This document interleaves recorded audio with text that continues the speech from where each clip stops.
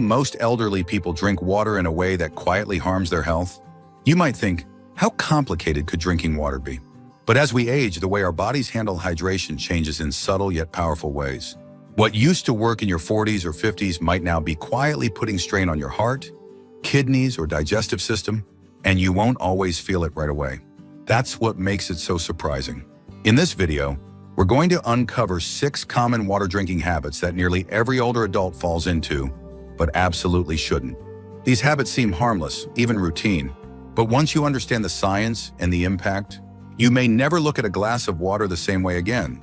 Stay tuned through the end, because not only will you learn what to stop doing, you'll also understand why it matters so much more now than it ever did before. If you're between 60 and 80 and want to stay sharp, strong, and steady, these water habits are something you cannot afford to ignore. Now let's get started. Number 1, drinking only when you feel thirsty. One of the most widespread and misleading habits among older adults is waiting until you feel thirsty to drink water. At first glance, it sounds reasonable. Your body signals thirst, so you drink. Simple, right? But after 60, the body's ability to recognize thirst begins to dull. That "I'm thirsty" signal arrives later than it should, or sometimes not at all. The result? Chronic dehydration without even realizing it. You may think you're getting enough fluids because you're not thirsty, but your body might already be struggling. Dehydration in older adults doesn't always show up as dry mouth or strong thirst. Instead, it often appears as fatigue, dizziness, brain fog, or constipation, and most people don't trace it back to water.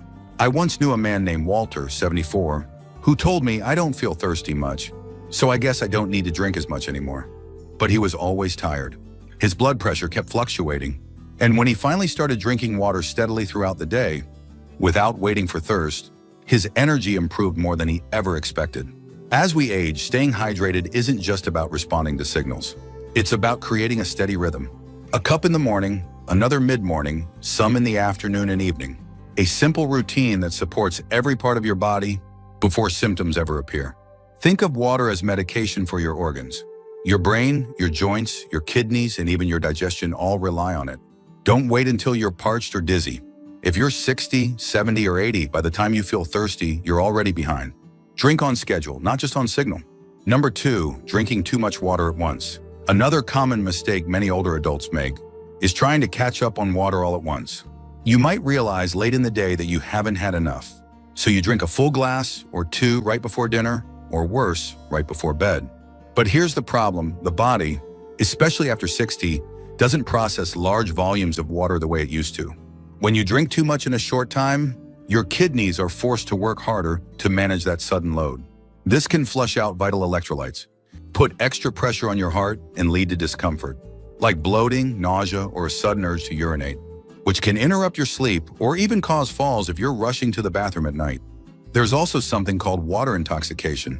While it's rare, it becomes more possible in older adults who drink large amounts of water quickly, especially on medications that affect sodium levels. The balance inside your cells matters, and flooding your system with too much water at once can throw that balance off, sometimes dangerously. I remember a woman named Ruth, 78, who prided herself on drinking 6 glasses of water a day, but she drank them all in the afternoon. She often felt full, tired, and even lightheaded, but she couldn't figure out why. When she shifted to smaller amounts, spread throughout the day, everything improved. Her digestion was smoother, her sleep was better, and the lightheadedness disappeared. Think of hydration like breathing. It should be steady and consistent, not rushed, not extreme. A few sips every hour or 2 does more for your body than chugging water when you remember. Your organs appreciate calm, not chaos. If you're still watching this video and finding these insights valuable, please comment number 2 below to let me know you're here. And if you haven't subscribed yet, I recommend you subscribe and turn on the bell so you don't miss any videos.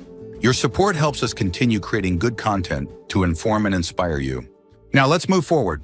Number 3, avoiding water before bed or during the night. Many older adults make the deliberate choice to stop drinking water in the evening, often for a very understandable reason. They want to avoid waking up in the middle of the night to use the bathroom. No one wants broken sleep. No one wants to risk a fall in the dark. So the habit becomes no water after dinner, no water before bed, no water until morning. But here's what most people don't realize: this habit, over time, can quietly increase your risk for much more serious issues. especially heart strain and early morning dehydration, which is a well-known trigger for strokes and cardiac events in older adults. The body loses water overnight, through breathing, through sweat, and through natural metabolic function. And if you go to bed underhydrated, you'll wake up even more depleted. I once spoke with a man named Sam, 82, who was told by a friend, stop drinking water at 7 or you'll be up all night. So he did. But after a while, he started waking up dizzy, with dry mouth, and a pounding heart. His doctor eventually traced it to mild, but steady overnight dehydration and recommended a small glass of water before sleep. The difference was immediate. Now, to be clear, you don't need to drink a full glass before bed. And yes, limiting liquids close to bedtime can help reduce bathroom trips. But cutting off water completely in the early evening does more harm than good. Instead, aim for balance. Sip during the evening. Keep a small cup by your bedside if you wake up dry. Train your bladder gradually, not by depriving your body of what it needs. Your organs don't stop working at night. Your brain still uses water. Your heart still pumps. Your kidneys still filter. So give them what they need to do their job safely, even if it's just a few sips after brushing your teeth. Avoiding nighttime water might protect your sleep, but it could be quietly stealing from your health.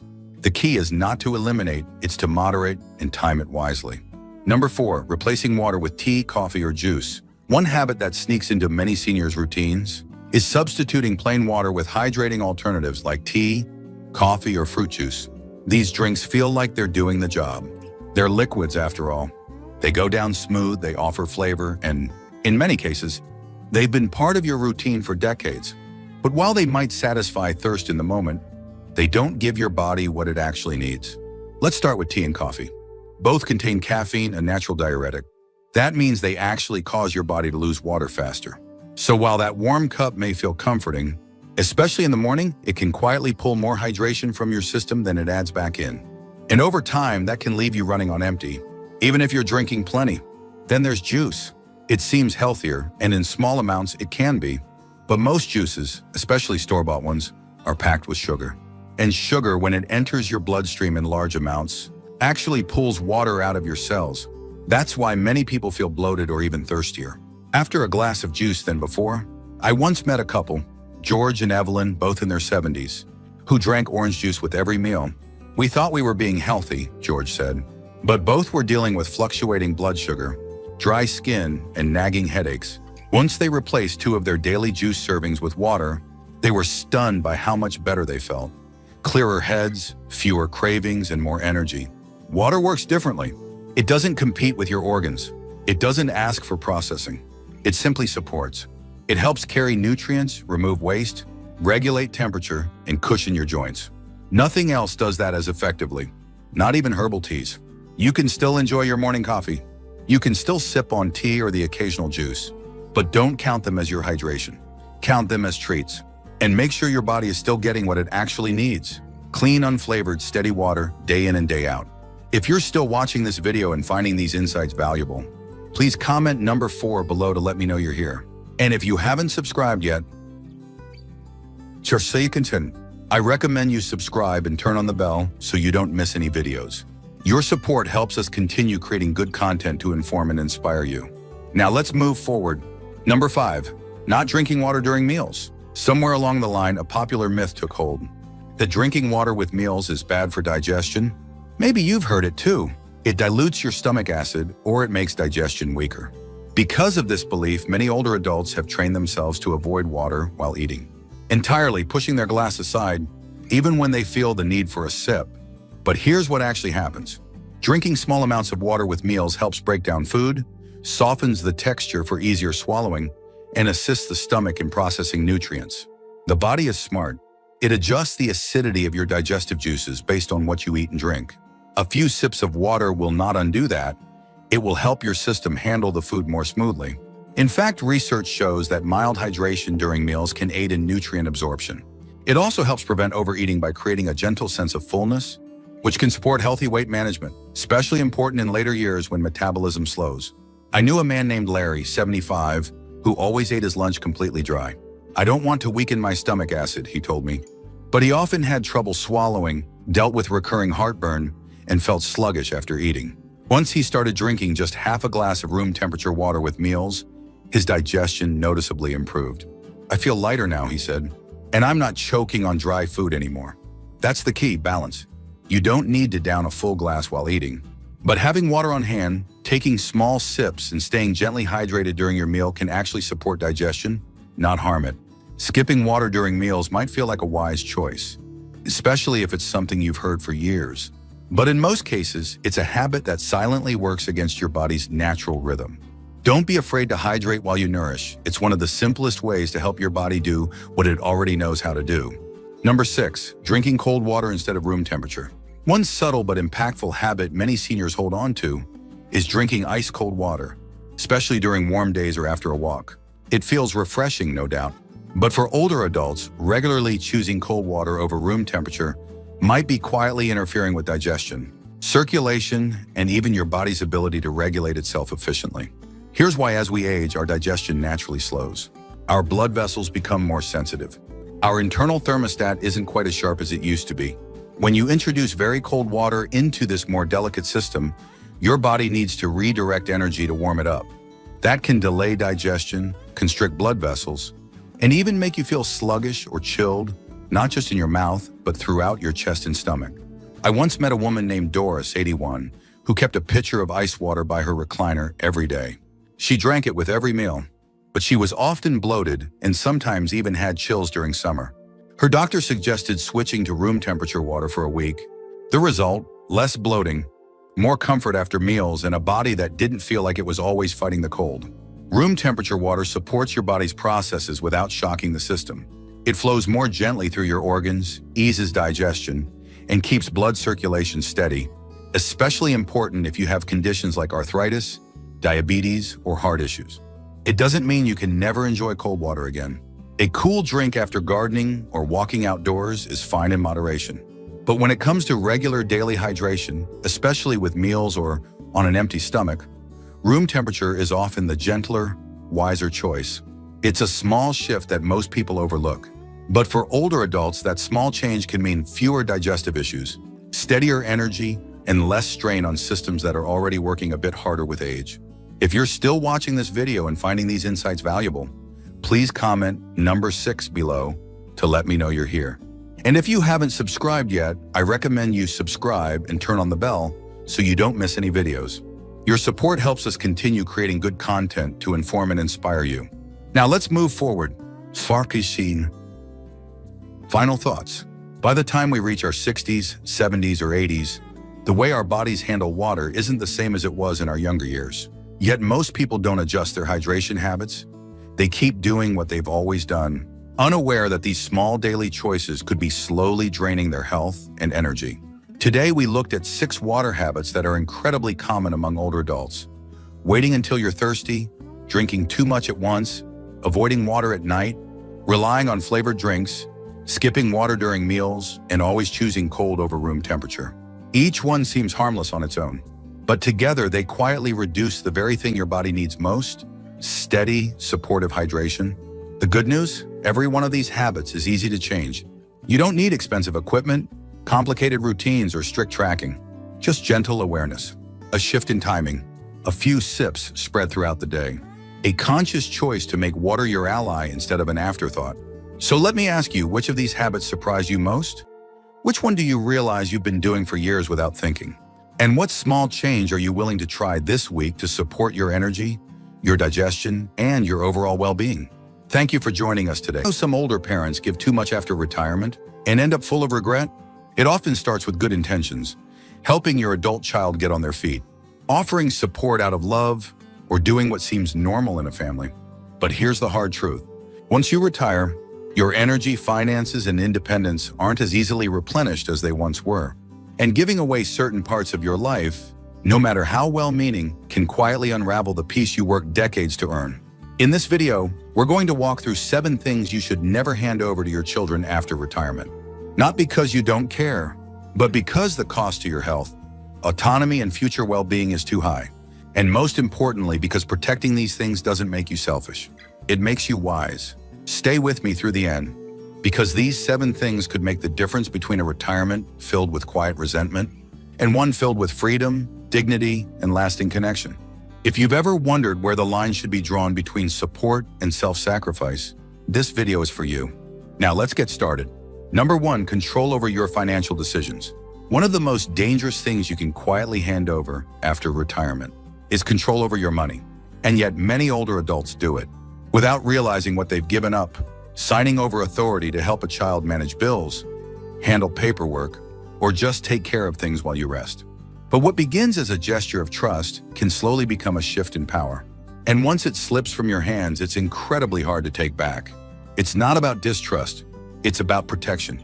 Your financial decisions are tied directly to your freedom, where you live, what kind of care you can choose, even how you spend your final years.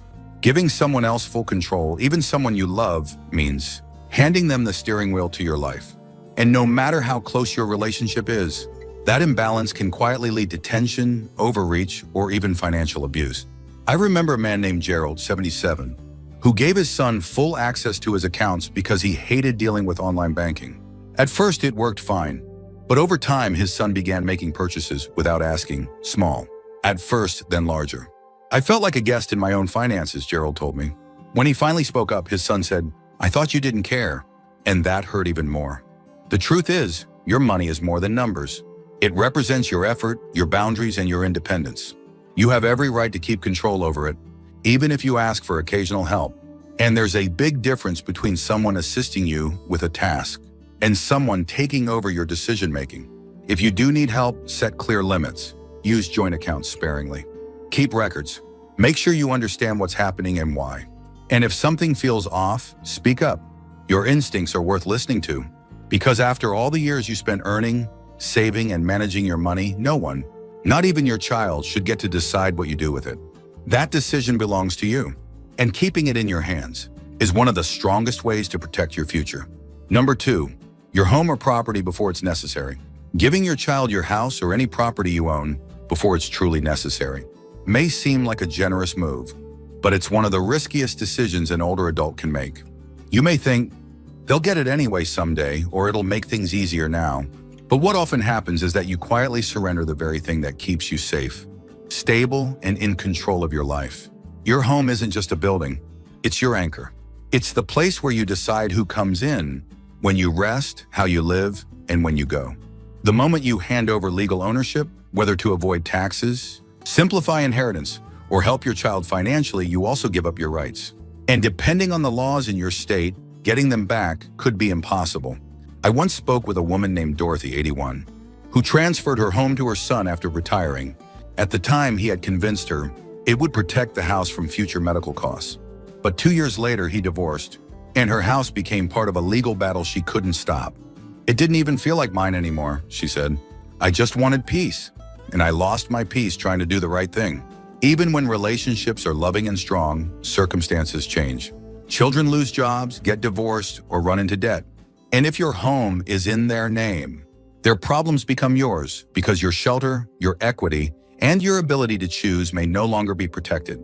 This isn't about mistrust. It's about foresight. Keep your name on the deed. Talk to a legal advisor who understands elder law. Explore living trusts or agreements that offer shared planning without giving up ownership. But never feel pressured to transfer your home just because someone else says it's time. You spent your life building that roof over your head, and keeping it under your name doesn't make you ungrateful or selfish. It makes you responsible for your safety, your future, and the independence you've earned.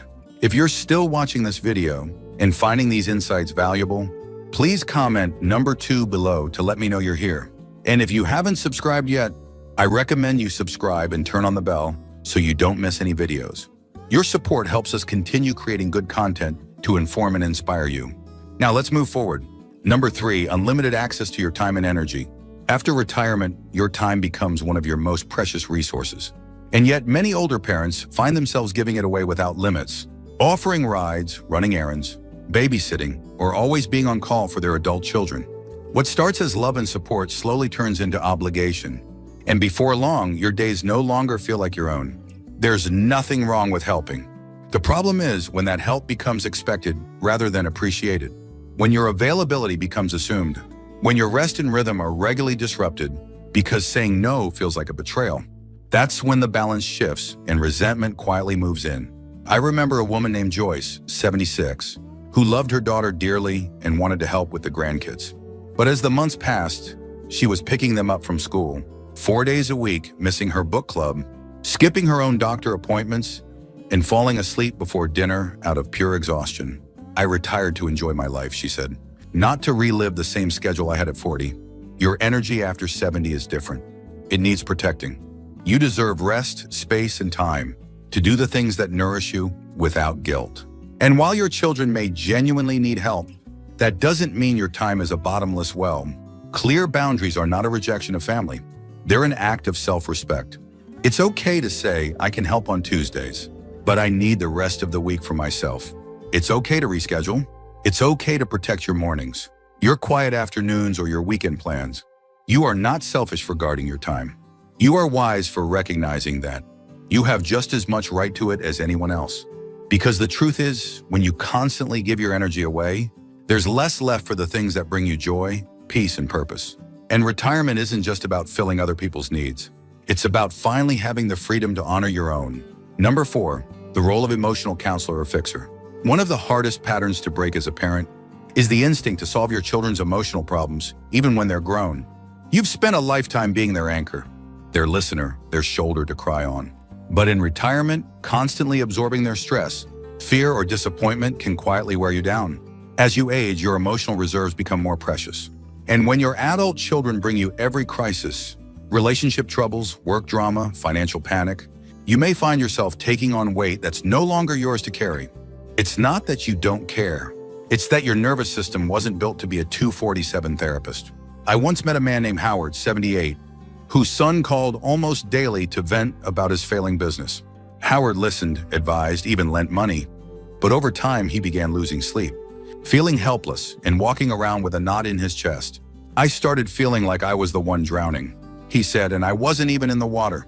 That's what can happen when you become your child's emotional emergency room. You absorb every alarm, every fear, every frustration without having a place to put your own. And the more you take in, the more depleted you become. You are allowed to listen without solving.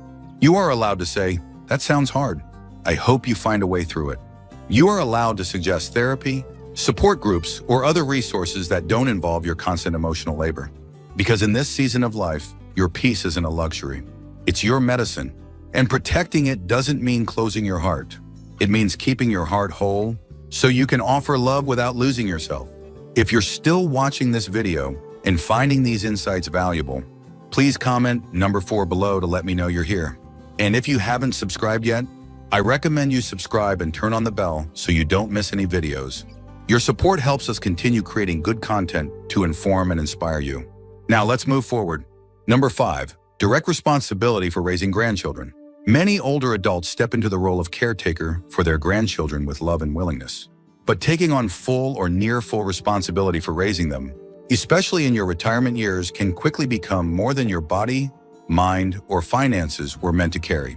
What often begins as just helping out becomes an unspoken expectation, and suddenly your retirement is no longer your own. Caring for young children is physically demanding. It affects your sleep, your diet, your stress levels, and your ability to keep medical appointments or tend to your own needs. And emotionally, it can feel like being pulled back into a life stage you already lived once, when what you need now is rest, stability, and time to reflect and enjoy. I remember a woman named Linda, 73, who agreed to watch her toddler grandson just for the summer. But the months turned into years, and she found herself once again packing lunches, managing tantrums, and walking the floor at night when he had a cold. I love him with all my heart, she said. But I'm tired. I didn't realize how much I'd lose. The guilt is real. The love is real. But so is the cost. Raising children is a full-time job. And unless you've truly planned for it and chosen it freely, it can quietly erase your space to grieve, to travel, to rest, or even just to think your own thoughts. If your child is in a situation where they need support, explore other solutions first. Can help be shared among family? Can outside childcare be involved, even part-time? Can you offer specific hours or days? Rather than being on call indefinitely, boundaries are not rejection. They're clarity. You've spent decades caring for others. And while grandchildren are a deep joy, you are not required to start all over again in your 70s and 80s. It's okay to say I'll love them, guide them, and support where I can, but I cannot raise them.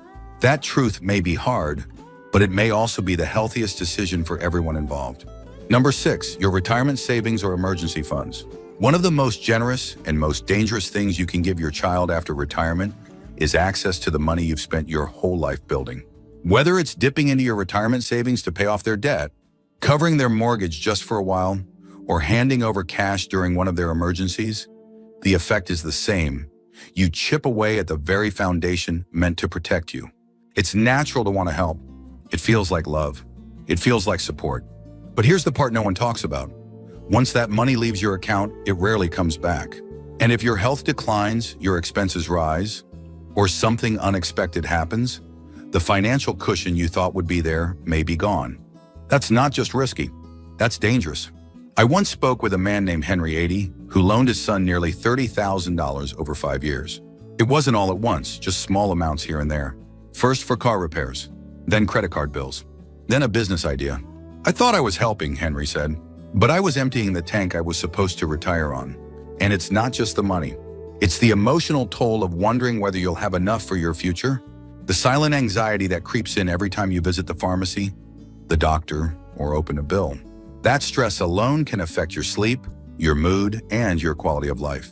You are not a bad parent for saying, I need to protect my savings. You are not selfish for drawing a firm line between generosity and survival. Your children can rebuild their finances.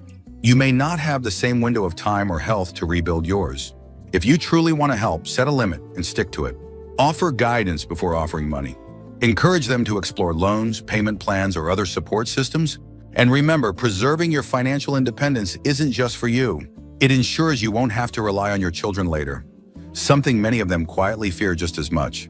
If you're still watching this video and finding these insights valuable, please comment number 6 below to let me know you're here. And if you haven't subscribed yet, I recommend you subscribe and turn on the bell so you don't miss any videos. Your support helps us continue creating good content to inform and inspire you. Now let's move forward. Number 7, decision-making power over your life plans. After retirement, your needs, routines, and priorities shift, and you deserve the freedom to make choices that reflect who you are now, not who others think you should be. But one of the most subtle ways older adults lose control is by allowing their adult children to start making decisions for them instead of with them. This doesn't usually happen overnight. It often begins with small suggestions. Why don't you move closer to us? You shouldn't drive anymore. It's time to downsize. And while some of these ideas may be offered with love, when repeated without listening to your needs, they start to feel more like directives than care. I once knew a woman named Elaine, 79, who moved out of her home to live near her daughter's family across the country. It made sense on paper, more help, closer to grandkids, simpler living. But within 6 months, she felt like a stranger in her own life. It wasn't my town, my church, my doctor, or my friends, she said. I thought I was choosing connection, but I lost my place. Your life doesn't have to fit someone else's vision in order to be valid. You are still the author of your story. And just because your children have opinions or even worries, doesn't mean they get to dictate where or how you live, what you do with your time, or how you shape your final decades. That's not to say you shouldn't listen. It's wise to consider feedback, especially about safety or support. But decisions like where to live, what kind of care you want, or how much independence to maintain should ultimately reflect your values. Retirement is not the end of your authority, it's a time to reclaim it.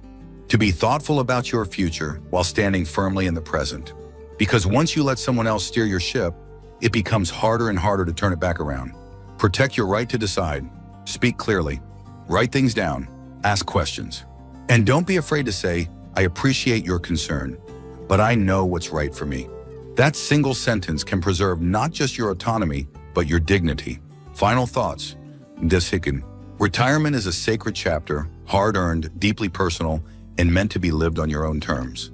But too often, in the name of love or loyalty, older adults give away the very things that protect their peace, their money, their time, their homes, their boundaries. And the cost of that generosity isn't just financial, it's emotional, mental, and deeply personal. If today's video brought anything into focus, let it be this: you are allowed to love your children without sacrificing yourself. You are allowed to set boundaries without guilt. And you are absolutely allowed to protect what you've built, not out of fear, but out of wisdom. The 7 things we talked about aren't about cutting off support. They're about offering support in ways that don't erode your foundation. They're about choosing a version of retirement where your needs aren't pushed to the bottom of the list, where your voice still matters, and where your final decades are led not by obligation, but by clarity, courage, and care. So take a moment now to reflect. Which of these 7 areas feels most relevant to your life right now? Which one did you realize you've already been giving away? And which one do you feel ready to protect? Thank you for joining us today. We'd love to hear from you. Leave a comment below and share one thing you learned today and how you plan to use it in your life. Your thoughts are important to us, so don't hesitate to share them. Reading your comments gives us great motivation and encouragement. If you enjoyed this video and found it helpful, please like, subscribe, and share. Your support helps us continue creating good content to inform and inspire you. Thanks for watching, and we look forward to seeing you in the next video.